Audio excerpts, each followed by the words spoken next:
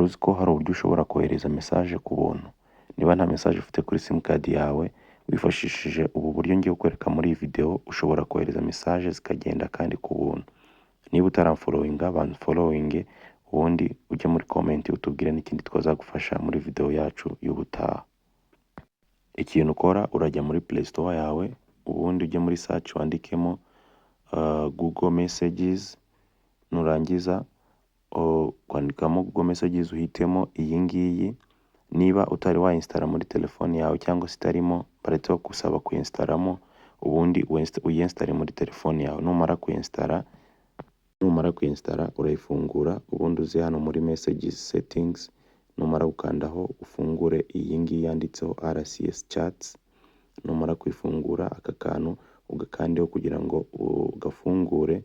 Iyi RCS Chat ni uburyo bwo kuba wakohereza message wifashishije data zawe cyangwa se Wi-Fi.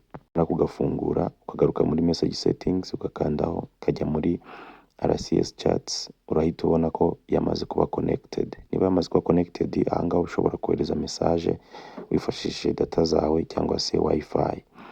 Nk'urugero, nuza muri message ugiye kwandikira n'umuntu wifashishije buno buryo bwa RCS Chats, urandika message, iyo uyohereje wa muntu akayisoma, uhita ubona ko itajyaho na tick ebyiri. Urabona ahangaha hariho kamwe, ariko namara kwisoma yahita hajyaho udutik tubiri.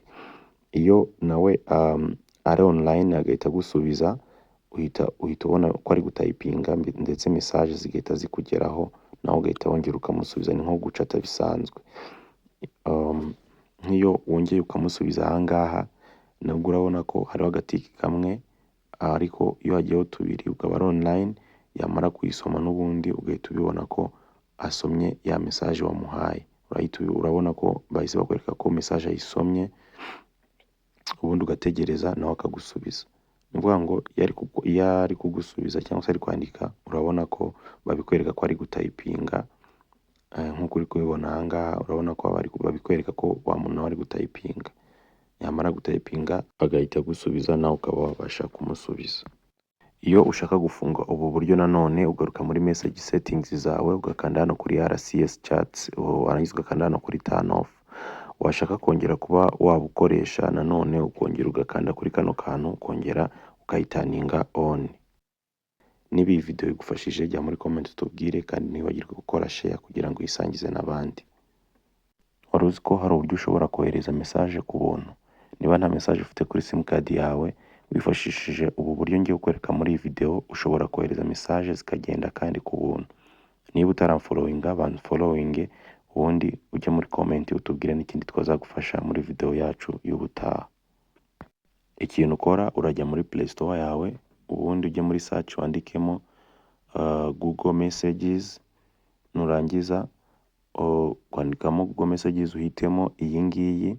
Niba utari wa muri telefone yawe cyangwa se itarimo, baretse gusaba kuyinstalamo, ubundi uyinstalre muri telefone yawe. Numara kuyinstara urayifungura, ubundi uze hano muri Messages Settings, numara gukandaho ufungure iyi ngiyi yanditseho RCS Chats. Numara kuyifungura aka kantu ugakandeho kugira ngo ugafungure.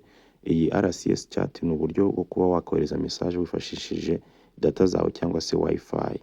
Kugafungura ukagaruka muri Message Settings ugakandaho kajya muri RCS Chats, urahita ubona ko yamaze kuba connected. Niba yamaze kuba connected, ahangaha ushobora kohereza message wifashishije data zawe cyangwa se Wi-Fi. Nk'urugero, nuza muri message ugiye kwandikira n'umuntu wifashishije buno buryo bwa RCS Chats, urandika message, iyo uyohereje wa muntu akayisoma, uhita ubona ko itajyaho na tick ebyiri. Urabona ahangaha hariho kamwe, ariko namara kwisoma yahita hajyaho udutik tubiri. Iyo nawe ari online agahita gusubiza, uhita ubona ko ari gutypinga ndetse message zigahita zikugeraho, nawe ugahita wongera ukamusubiza. Ni nko gucata bisanzwe.